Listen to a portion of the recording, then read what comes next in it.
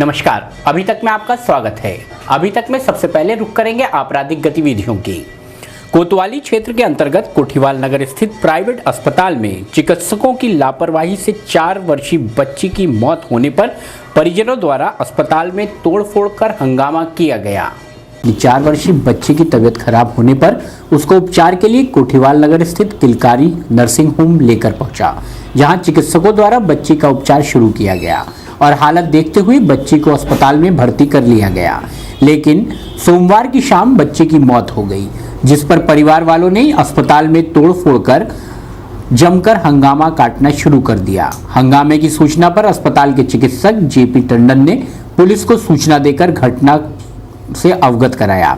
सूचना पर भारी पुलिस बल मौके पर पहुंच गया और हंगामा कर रहे लोगों को शांत कराया। बच्ची की मौत के बारे में डॉक्टर जेपी टंडन से बात की गई तो उन्होंने बताया कि बच्ची की तबीयत ज़्यादा खराब थी, लेकिन बच्ची का उपचार सही दिशा में चल रहा था कि अचानक बच्ची को उल्टी आई और उल्टी बाहर की बजाय वापस अंदर चली गई। इस वजह से बच्ची का दम घुट गया और बच्ची की मौत हो गई। ठीक रहा, उसकी उल्टियाँ भी कम हुई, उसका फीवर भी कम हुआ, लेकिन उल्टी बीच बीच में हो रही थी। 2 बजे तक बच्चा बिल्कुल सही था। इसके दादा ने भी देखा, इसके पिताजी ने भी देखा, सबने कहा बच्चा हमारा ठीक है। हमने कहा अब इसको अचानक उस बच्चे को क्या हुआ कि कहा कि इन्होंने कोई इंजेक्शन लगाया कंपाउंडर ने, तो ये कंपाउंडर ये कहने लगे कोई एसिलॉक का इंजेक्शन लगाया जो बिल्कुल एसिडिटी में दिया जाता है, जो 500 mg। एक था मोनोसेफ एंटीबायोटिक थी जो 500 मिलीग्राम में दिया जाता है, एक एसिलॉक था और एक ऑन्डम था जो उल्टी में दिया जाता है। वो इंजेक्शन इसके चल रहे थे और इन्वेस्टिगेशन भेज दिए गए थे। इन्वेस्टिगेशन 5 बजे आने थे, 3 बजे 4 बजे इनका कहा कि उसका बच्चा थोड़ा डल हुआ, उसको एक आध उल्टी भी हुई। मैं तो अपनी दूसरी क्लिनिक चला गया गली में। मैंने कहा मैं 10 मिनट में लौट के आता हूँ, क्योंकि हमारे बाबूजी वहाँ रहते हैं, उनको देखने गया। उनकी तबीयत खराब थी, उनकी तो देखने गया। मैं जाता ही हूँ तो फोन आता है कि वो बच्चा डिटोरेट कर रहा। मैं फौरन आया तो बच्चा का सांस रुक चुका था। उल्टी मुझे लगा है कि इसने बच्चे ने उल्टी करी और वो सांस में ले ली और बच्चा चला गया। मौत का कारण यह है कि जो उल्टी इसने अंदर ही अंदर करी है, और कभी कभी बच्चा सांस में ले लेता है। अगर बच्चा थोड़ा सा सुस्त है और वो एकदम निकाल नहीं पाता है तो अंदर ही अंदर सांस में ले लेता है, और उसने अचानक इतनी बड़ी उल्टी करी होगी जो उसकी सांस की नली में फंस गई होगी और वो उसने चोक कर दिया गया होगा और बच्चा चला गया। लापरवाही ये कंपाउंडर लापरवाही हो सकती है कि उसने बच्चा जो सुस्त था और वो हम बिजी थे 3 बजे तक, मैं मरीज देख रहा 3:30 बजे तक, उसने ये वो सुस्त हो गया होगा। वो सुनता है तो कल से ऐसे चल रहा बच्चा, तो उसने उन्हें दिखाया नहीं होगा, वो इसको लापरवाही कह रहा है कि डॉक्टर ने देखा नहीं, लेकिन मैं उसको 3 बजे देख के गया हूँ। तो आपके कंपाउंडर क्या नाम है जो थे? उसमें ओंकार था। ओंकार। घटना की बाबत जब बच्ची के परिवार वालों से बात की गई तो उन्होंने सीधा साधा आरोप डॉक्टर पर लगाते हुए कहा कि डॉक्टर ने बच्ची को इंजेक्शन गलत दिया था, जो कि तेज पावर का था। इस कारण बच्ची की मौत हो गई। बच्ची की मौत पर गुस्साए परिवार वालों ने अस्पताल में हंगामा काटा व तोड़फोड़ की। तो मिलने का इधर लगाई, उससे यहाँ लगाई और 4-5 जगह सुई लगाई बच्ची के। अच्छा, वजह क्या रही बच्ची की मौत हुई? वजह क्या? वजह ये इनके नाम क्या नाम है? वजह ये है इंजेक्शन लगा 500 इंजेक्शन लगाया, मानो सब 500 mg। ये इंजेक्शन उसके जो जबकि 250 का लगता है पड़ेगा। क्या लापरवाही इनकी यही कि मेरे घर में इंदौर का तजुर्बा है ना, ये काम करने बैठ रहा है। क्या कुछ ऐसा ही पहले क्या कुछ ऐसा ही बेकाबू भीड़ को नियंत्रण करने के बाद पुलिस द्वारा पूरे इलाके को छावनी में बदल दिया गया। क्षेत्र के लोगों में भी घटना को लेकर चर्चा का बाजार गर्म दिखा। दोनों तरफ से पुलिस को तहरीर देने की बात चल रही है। देर शाम तक कुछ गणमान्य लोग दोनों पक्षों के बीच समझौता कराने का प्रयास करते दिखाई दिए। इस दौरान क्षेत्र में खासी अफरा तफरी का माहौल बना हुआ देखा गया। लड़की 4 साल की एडमिट हुई थी, जिसका नाम अजनी था, गिर गैब की रहने वाली है, ये खत्म हो गई। सर क्या रहा उसके बाद परिजनों का क्या रिएक्शन था यहाँ पर? परिजन कह रहे हैं कि डॉक्टर की लापरवाही है, जांच का विषय सीएम साहब को रिपोर्ट दी जाएगी। क्या तोड़फोड़ भी कुछ की गई? हाँ, उधर से भी अगर तोड़फोड़ की गई तो डॉक्टर की तहरीर ली जाएगी। डॉक्टर क्या कह रहे हैं इस मामले में अपना अभी वो तो अपना पक्ष दूसरी बात है, फिर सीएम को रिपोर्ट दी जाएगी। सर परिजनों ये मेडिकल अधिकारी बताएंगे, ये जाँच का विषय। गौरतलब हो कि इस नर्सिंग होम में इस तरह की ये दूसरी वारदात है। गलशहीद स्थित संजीव ग्रामोद्योग विकास संस्थान पर धोखाधड़ी का आरोप लगाते हुए एक महिला ने तहसील दिवस में जिलाधिकारी से शिकायत की।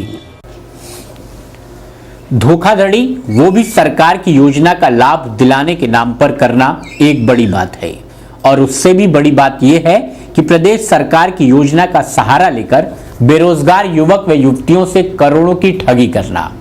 लेकिन इस ठगी में कितने लोग शामिल हैं ये तो साफ नहीं हुआ, लेकिन जिस तरह से पीड़ित बेरोजगारों की आवाज नहीं सुनी जा रही, उससे ये तस्वीर तो साफ है कि इसमें सरकारी मशीनरी भी शामिल है। जी हां, सुनने में भले ही अजीब लगे, लेकिन ये आरोप कुछ हद तक सही हैं। मुरादाबाद जनपद में संजीव ग्रामोद्योग विकास संस्थान पर करोड़ों रुपया हजम करने के आरोप लग रहे हैं। मुरादाबाद के कुंदरकी में महिलाओं से उत्तर प्रदेश कौशल विकास प्रशिक्षण श्रम विभाग, उत्तर प्रदेश खादी ग्रामोद्योग, राष्ट्रीय पेंशन योजना, प्रधानमंत्री जनधन योजना के साथ साथ अन्य विभिन्न योजनाओं में महिलाओं से काम कराया गया और बेरोजगार युवाओं से योजना का लाभ दिलाने के नाम पर पैसे भी ऐंठे गए, जिसमें करोड़ों के गबन की बू आ रही है। हम भाग रहे हैं, वो वास्तव में योजनाएं हमारी चल रही हैं। जो प्रधानमंत्री द्वारा लागू योजना है वही योजना चल रही है। हमने कोई गलत काम नहीं करा है कि हमने किसी के हाथ में पैसे नहीं दिए। उन्हीं को, हमें क्या पता कि अगला बंदा उनकी और भी हमसे ठगी कर रहा है। मतलब ये जो है, सर का नाम है संजीव, हरियाणा के रहने वाले कुंदर के पास के। ये उन्होंने बोला था घर आते थे मारुति लेकर कि आप जो है इस काम को करो, इस संस्था को चलाओ, बच्चों को 300 रुपए जमा करने के बाद 3-3 हजार रुपए दिए जाएंगे। सिखाने वालों के लिए 3,000 रुपए महीने दिए जाएंगे। कोई नहीं, हमें पाई नहीं पैसा, ये वो धमकी देता है। उसमें वादे कर दिए 30 तारीख के, 5 तारीख के, 10 तारीख के, बहुत सारे वादे कर दिए। आप क्या कहता है कि जो भी कोई मेरे गेट पर आएगा उसको काट दूंगा। इस संस्था में संजीव ग्रामोद्योग विकास संस्थान में कोऑर्डिनेटर के पद पर रखा गया था, जिससे मैंने 800 लोगों को जोड़ा। तो 800 लोगों को जोड़ने के बाद में ना तो उन्हें कोई पैसा मिला है और प्रशिक्षण उन्होंने पूरा दिया है, बाकी पूरी मेहनत के साथ उन्होंने कार्य करा है। कितने लोगों से कितनी अमाउंट ली गई थी? 800 लोगों ने 300 रुपए दिए हैं। अब क्या सेंटर भी तो खोल रखे होंगे। अब मैं संचालक हूँ इसकी, और मैंने क्या कहते हैं 75 बच्चों को सिखाया था। और इन्होंने कहा था कि आप सिखाइए मैडम, मैं इन बच्चों को पैसे दिलवाएंगे, हम 3-3 हजार रुपये और मशीनें दिलवाएंगे। कुछ भी नहीं दिलवाया, ने बच्चों के और 300 रुपये और खा लिए। बच्चे हमें परेशान कर रहे हैं कि मैडम आपने लिए पैसे और आप ही दीजिए। और मैंने जो है श्रम विभाग में कम से कम 200 से ऊपर कार्ड बनवाए हैं, जो सारे कार्ड उसने फर्जी बना रखे हैं। और 15 सेंटर चल रहे हैं सिलाई सेंटर, जो उसमें इसने अभी तक कुछ भी नहीं दिया है। और जो इसने जनधन के फार्म भरवाए थे उसमें भी इसने कुछ नहीं करा है। बहुत सारे योजनाएं चला रखी हैं। कितने रुपए लिए गए थे वो बच्चों से? जो इसने उसकी लोन वाली फाइलें भरवाई थी, उसमें 25-25 हजार रुपये लिए थे एक लोन की फाइल पे, जो कि इसने सारी रद्दी में डाल दी और कहीं भी कुछ किसी को नहीं दिया, ना किसी का पैसा वापस किया है। इस दौरान कलेक्ट्रेट पहुंची पीड़ित युवतियों से भी कोई अधिकारी नहीं मिला, तो वहीं अधिकारी भी सभी को टालते दिखे। किसी ने शिकायत नहीं लिया? कोई हमारी शिकायत नहीं लिया। कैमरे पे बात खत्म हो गई। कैमरे पे हमने जो भी योजनाएं हमने दी है, वास्तव में वो योजना चल रही है। इस श्रम विभाग वाली योजना वो भी चल रही है, कौशल विकास की योजना आए दिन पेपर में आ रही है, वो भी चल रही है। और वो अगला बंदा हमसे किस रूप में, इस रूप में गलत रूप में ठगी कर रहा है, इस चीज को हम उसे कैसे वो करें? सरकारी योजनाओं के नाम पर हमसे पैसा लिया गया है। श्रम विभाग की योजना चल रही है, कौशल विकास की योजना चल रही है। हमसे पूरी मेहनत करवाई गई है, 3 महीने पूरा काम कराया गया है। पूरा मेहनत करने के बाद में हमें कुछ भी नहीं मिला है। जो वादे उन्होंने करे थे सिलाई मशीन देने के और सारे चीजें देने के, पैसा देने का, हमारी सैलरी देने का, कुछ भी नहीं दिया है। हम खाली मेहनत करके इधर उधर टक्कर खा रहे हैं। में भी गए हैं, हमारी कोई सुनवाई नहीं हो रही है। कहाँ आप लोग गए हैं अभी तक? हम थाना कुंदरकी में भी गए हैं। मैडम मेरे साथ गीता मैडम है और भी सब लोग हैं, हम सब लोग समूह में गए थे। तो उन्होंने कहा था आप थाना गल सहित जाइए, हम वहाँ भी गए। सभी लोगों ने इधर से उधर हम टक्कर काट रहे हैं, लेकिन हमारी बात नहीं सुनी जा रही है। जिला अस्पताल में शिव भक्तों ने मंगलवार को जमकर हंगामा किया। अमरनाथ यात्रा पर जाने के इच्छुक शिव भक्तों ने मेडिकल चेकअप न किए जाने के विरोध में ये प्रदर्शन किया। सोमवार की सुबह जिला अस्पताल में अमरनाथ यात्रियों का मेडिकल चेकअप न होने पर मेडिकल को आए भोले के भक्तों ने जमकर हंगामा काटा। इस दौरान जिला अस्पताल में आए अन्य मरीजों को भी परेशानी का सामना करना पड़ा। मेडिकल के बाबत जब भोले के भक्तों से बात की गई तो उन्होंने बताया कि आगामी कुछ समय बाद अमरनाथ यात्रा शुरू हो जाएगी। गौरतलब हो कि अमरनाथ साइन बोर्ड द्वारा सभी यात्रियों का मेडिकल व रजिस्ट्रेशन अनिवार्य किया गया है, जिस पर मुरादाबाद जिला अस्पताल में मेडिकल प्रशिक्षण कराया जाना प्रशासन द्वारा सुनिश्चित हुआ। तो सभी अमरनाथ यात्रा पर जाने वाले यात्री अपना मेडिकल कराने जिला चिकित्सालय पहुंचे तो डॉक्टरों द्वारा उन्हें कमरों के चक्कर लगवाकर मना कर दिया गया। तो यात्रा पर जाने वाले भोले के भक्तों में आक्रोश उमड़ पड़ा और उन्होंने अस्पताल प्रशासन के खिलाफ जमकर नारेबाजी शुरू कर दी। अगर बैंक वाले क्या कर रहे हैं, साठ गांठ के से पर्सनल अपने तरीके से वो क्या नाम रेजिस्ट्रेशन फार्म बांट रहे हैं, सबको परमिट बांट रहे हैं, मेडिकल जबकि जब जमा किसी के नहीं हुए हैं और मेडिकल फार्म वहाँ से परमिट बांट रहे हैं यात्रा तारीख के। और ये परेशान है जिन्हें 2 तारीख को दर्शन करने जाना है या 3 को दर्शन करना है, जिनकी फ्लाइट की डेट बुक है, वो उन्हें नहीं मिल रहा परमिट नहीं मिलेगा तो वो यात्रा नहीं कर सकते। मगर वो इस पर परेशान है। चलो जी, मेरा नाम अजय कत्याल है, मैं जय बाबा भोलेनाथ समिति अध्यक्ष हूँ और आज इन्होंने जिला चिकित्सालय के अंदर मेडिकल के लिए सबको बुलाया भोले के भक्तों को। मगर यहाँ का डॉक्टर ऐसे हैं कि वो साइन करने को राजी नहीं है, किसी का चेकअप करने को राजी नहीं है। और ये भोले भक्त अपना समय निकाल के यहाँ पे मेडिकल कराने आए हैं, मगर क्या है उनके पास समय नहीं है, करके किसी को दे रहे हैं। आजकल के ही टाले जा रहे हैं। 4 दिन तो हमें वो चक्कर लगाते शाइन बोर्ड ने 2 तारीख से बोला था कि ये मेडिकल सबके होंगे अनिवार्य हैं, मगर आज 10 तारीख हो गई है, किसी का भी मेडिकल अभी तक पूर्ण रूप से सफल नहीं हुआ है।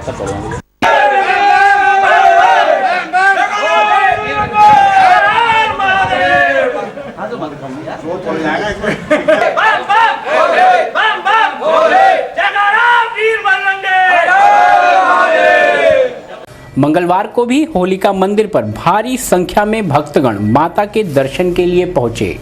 कपूर कंपनी स्थित प्राचीन होलिका मंदिर पर चल रहे होलिका व भैंसोड़े मेले के चौथे दिन माता के दर्शन के लिए भक्तगण भारी संख्या में पहुंचे और प्रसाद चढ़ाकर धर्म लाभ कमाया। मंदिर में लगातार भक्तों की बढ़ रही भीड़ को देखते हुए मंदिर समिति द्वारा रेलिंग व बल्लियों के माध्यम से भीड़ नियंत्रण के लिए रास्ता बनाया गया। भक्तों ने काली माता का आशीर्वाद प्रदान कर बहन द्वारा शुभाशीष भी प्राप्त किया। होलिका मंदिर पर भक्तों की भीड़ के मद्देनजर प्रशासन द्वारा यातायात व्यवस्था के पुख्ता इंतजाम किए गए। कपूर कंपनी पर चल रहे बसौड़े मेले में भक्तों की भीड़ लगातार बढ़ने से हाईवे पर यातायात बाधित हो रहा था, जिसको ध्यान में रखकर जिला प्रशासन द्वारा ताड़ीखाना तिराहा से आने वाले वाहनों का रूट डाइवर्ट कर यातायात व्यवस्था को सुचारू किया गया। कोर्ट रूट से आने वाले वाहन पारकर रोड की ओर से गुजरेंगे, जबकि कपूर कंपनी से कोर्ट रोड जाने वाले वाहन हैलेट रोड से जाएंगे। फिलहाल वक्त है अभी तक में एक छोटे से ब्रेक का। हम जल्द हाजिर होंगे शहर की कुछ राजनीतिक हलचल लेकर।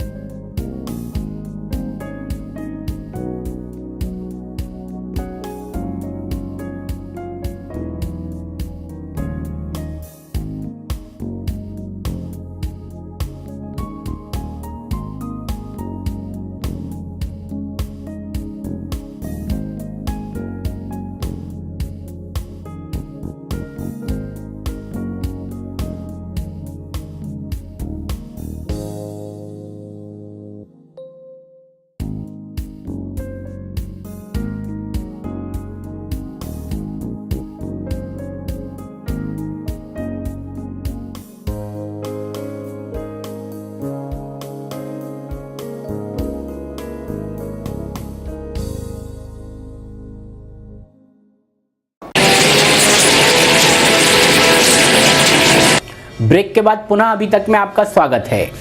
मंगलवार को मुलायम सिंह यूथ ब्रिगेड की मासिक बैठक जिला कार्यालय पर संपन्न हुई। मंगलवार को मुलायम सिंह यूथ ब्रिगेड जिला समाजवादी पार्टी की मासिक बैठक जिला कार्यालय पर संपन्न हुई। सभा की अध्यक्षता जिला अध्यक्ष यूथ ब्रिगेड मोहसिन खान ने की।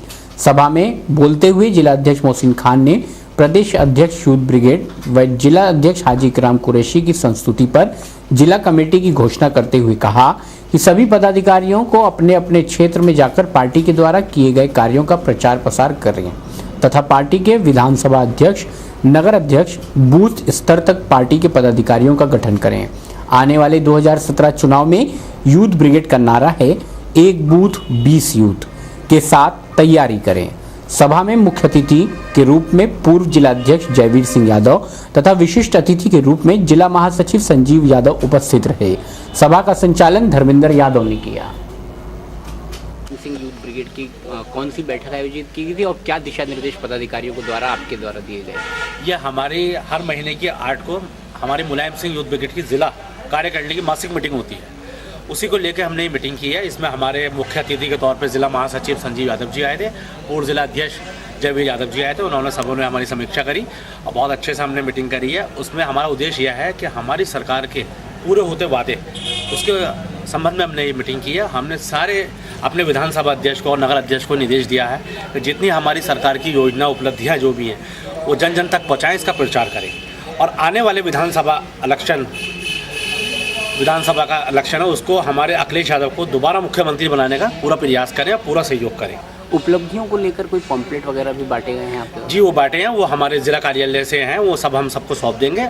उसका जन जन तक वो हम सबको पहुंचाएंगे। उसमें सारे वादे जितने 25 उपलब्धियां जो थी, सारे वादे पूरे हैं। उसके हमने सबके लिए हमने वो हमारे बुकलेट वगैरह छपवाए हैं, वो सब हम बांट दिए हैं।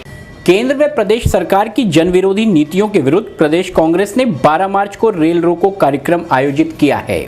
जिला महिला कांग्रेस की जिलाध्यक्षा सोमप्रभा शर्मा ने आंदोलन को सफल बनाने की अपील की है। आगामी 12 मार्च को प्रदेश कांग्रेस का केंद्र व राज्य सरकार की जन विरोधी नीतियों के विरुद्ध रेल रोको आंदोलन प्रस्तावित है। जिला महिला कांग्रेस कमेटी की जिलाध्यक्षा सोमप्रभा शर्मा ने समस्त कांग्रेसियों से अपील की है कि आंदोलन को सफल बनाएं तथा ऐतिहासिक भी।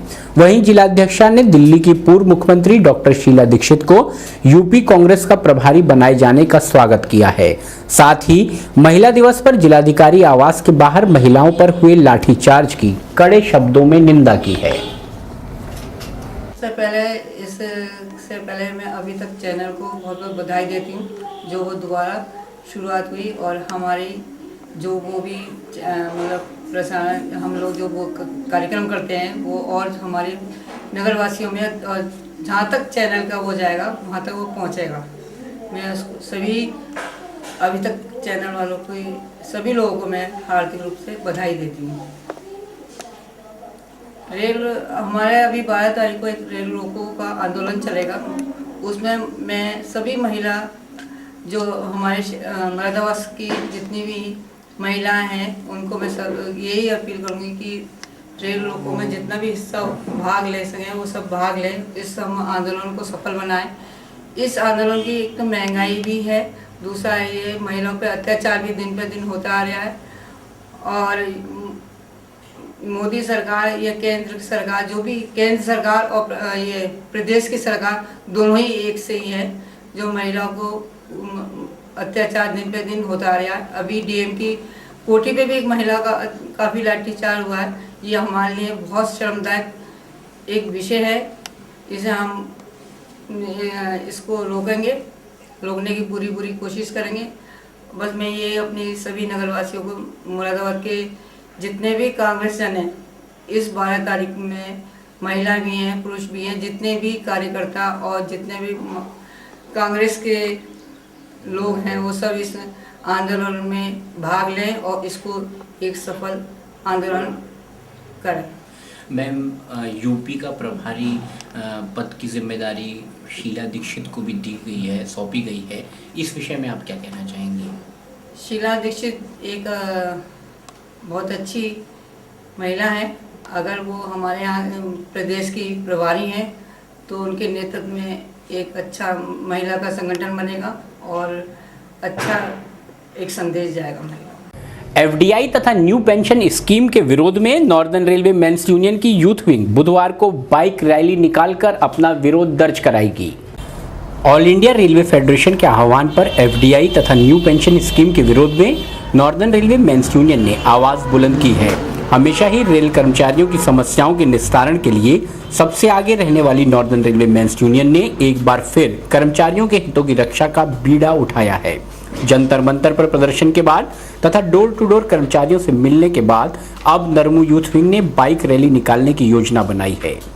नरमू के यूथ विंग ने पहले भी अपने ऐतिहासिक प्रदर्शनों के माध्यम से रेल प्रशासन से रेल कर्मचारियों की विभिन्न और आवश्यक मांगें मनवाई हैं। 11 मार्च को होने वाली बाइक रैली के माध्यम से रेल कर्मचारियों की समस्याओं को पुरजोर तरीके से उठाया जाएगा।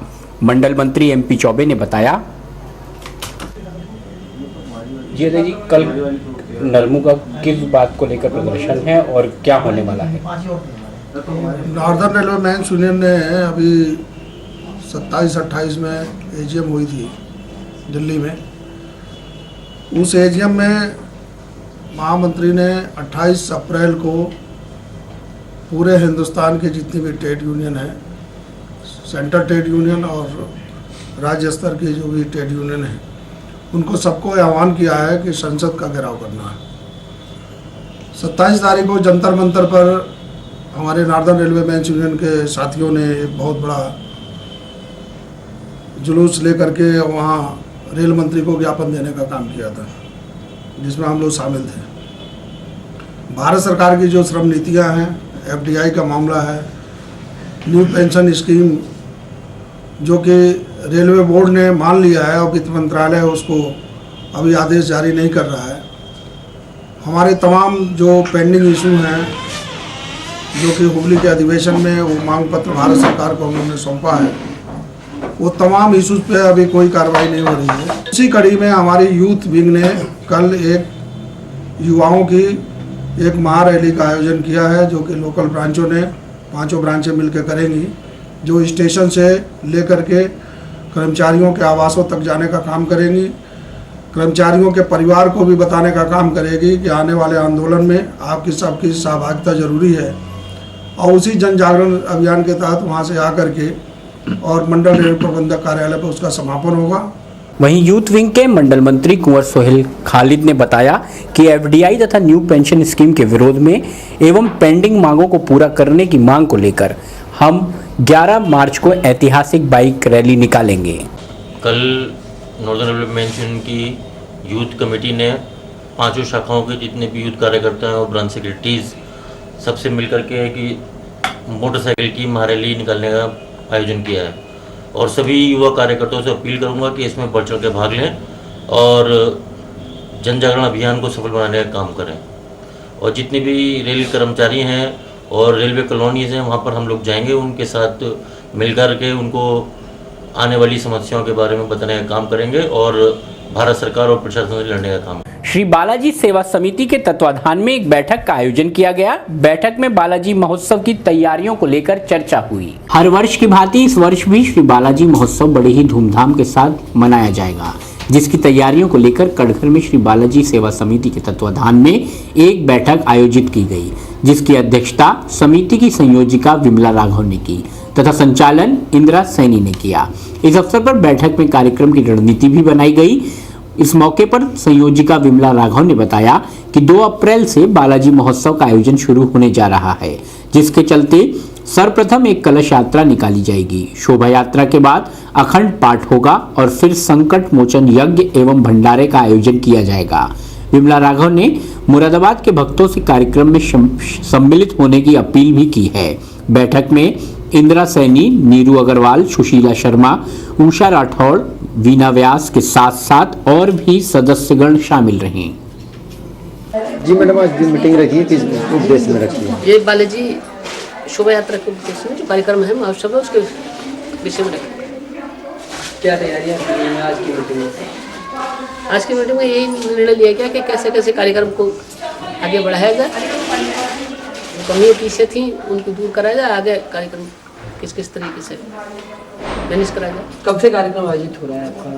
कार्यक्रम 2 अप्रैल से 5 अप्रैल। तो हमारे चैनल के माध्यम से क्या अपील करना चाहेंगे? और भी महिलाएं, मुरादाबाद की महिलाएं आपके मीडियम के माध्यम से ये करना चाहिए कि जन जन पर ये सूचना पहुँचे, जितने भी भक्त हैं, मित्रगण हैं, भक्तगण हैं, जो भी लोग हैं, मतलब ज़्यादा से ज़्यादा संख्या में पहुँचे और बाबा के नाम का लाभ। कई गंभीर बीमारियों का सफल इलाज योग तथा एक्वाप्रेशर थेरेपी में संभव है। डॉक्टर संजीव कुमार ने थेरेपी पर विस्तार से प्रकाश डाला। योग का वैसे तो डेफिनेशन अगर देखें तो वो स्पिरिचुअल साइंस में जाती है, लेकिन यहाँ हम जो हॉस्पिटल में बैठे हैं तो उसकी जो है चिकित्सा के संबंध में बात करना चाहेंगे। योग कुल मिला के एक तरह से पूरे शरीर में एनर्जी का पूरी तरह से बैलेंस करने का एक तरीका है।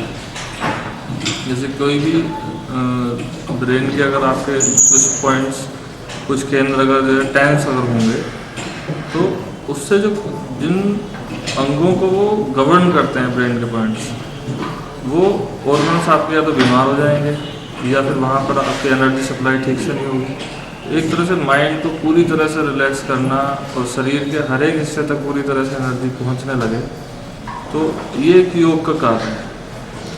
वैसे तो योग की जो मुख्य डेफिनेशन है तो आत्मा और परमात्मा का मिलन है, लेकिन यहाँ हम जो आसन, प्राणायाम और जो आपकी षटकर्म की क्रियाएँ हैं उनके द्वारा लोगों को स्वस्थ करने का काम करते हैं।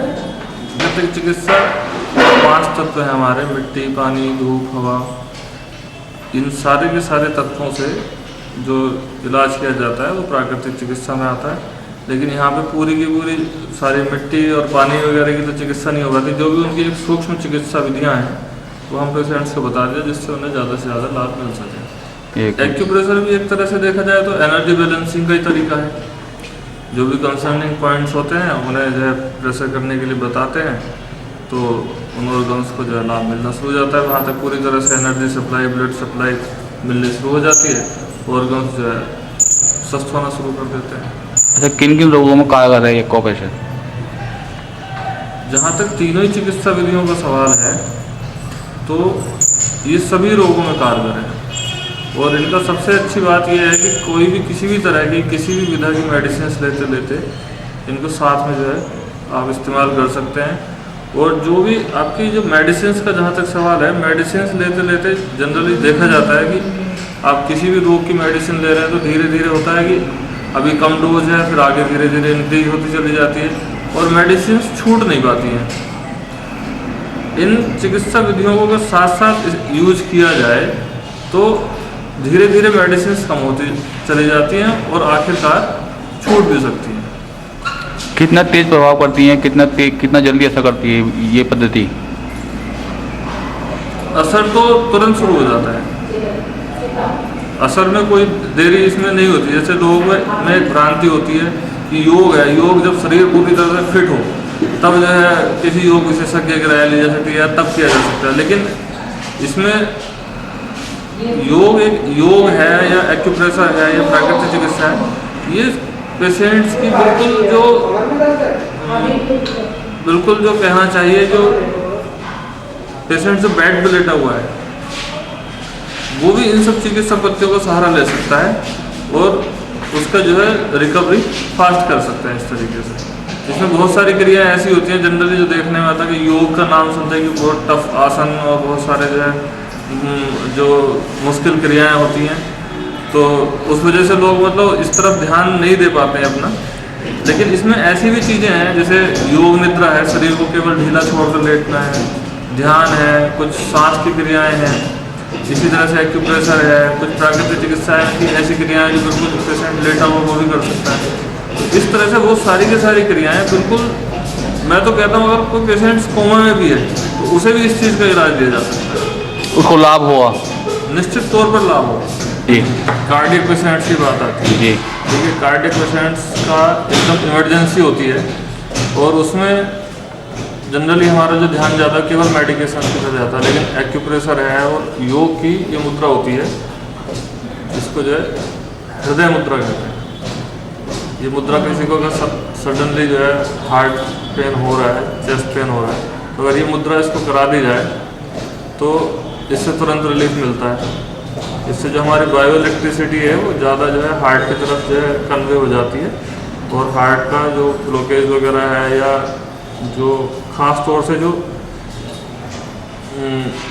इलेक्ट्रिकल चेंजेस के कारण कार्डियक प्रॉब्लम्स होती हैं उनमें तुरंत रिलीफ मिल जाता है। अच्छा, दूसरी चीज़ कुछ प्रेशर पॉइंट्स होते हैं, जैसे बाएं हाथ में ये यहाँ पर प्रेशर पॉइंट होता है, इसको किया जाए, ये मेन पॉइंट होता है, तभी उसको तुरंत रिलीफ मिल सकता है। शरीर को ढीला छोड़ने से जो है काफ़ी रिलीफ मिल सकता है। तो योग निद्रा का एक स्वरूप हो सकता है, शवासन उसे कह सकते हो। तो ये कुछ चीज़ें हैं जो मतलब नॉर्मली मैं अभी आपको बता सकता हूँ, हालांकि और भी कुछ चीज़ें जो की जा सकती हैं तो उनसे तुरंत रिलीफ मिल सकता है। अभी तक न्यूज के पुनः प्रसारण पर उर्मू नेता हरिशंकर शर्मा ने समस्त महानगर वासियों को बधाई दी है। अभी तक चैनल को शुरू होने के लिए सभी रेल कर्मचारियों की तरफ से और यहाँ की समस्त जनता की तरफ से अभी तक को बधाई देता हूँ ये बीच में कुछ कारणों से रुक गया था, जो कि जनता के लिए एक दुर्भाग्य का विषय था। अभी तक में जिस तरह से इस शहर की जनता रेल कर्मचारियों की परेशानियों को, समस्याओं को जिस तरह से उठाती रही थी, मैं दोबारा आशा करता हूं कि उनकी समस्याओं को जोर शोर से उठाएंगे और जो यहाँ समाज में फैला भ्रष्टाचार है या इस तरह की कुरीतियाँ हैं, उनके विरुद्ध आवाज़ उठाएंगे, जिससे कि यहाँ की जनता को, हमारे रेल कर्मचारियों को उन परेशानियों से निजात मिल सकेगी। समस्याओं के उठने से निश्चित रूप से अधिकारियों पर और जो भ्रष्ट लोग हैं उनके ऊपर एक असर पड़ता है, और ऊपर तक जब ये खबर पहुंचती है तो ऊपर से भी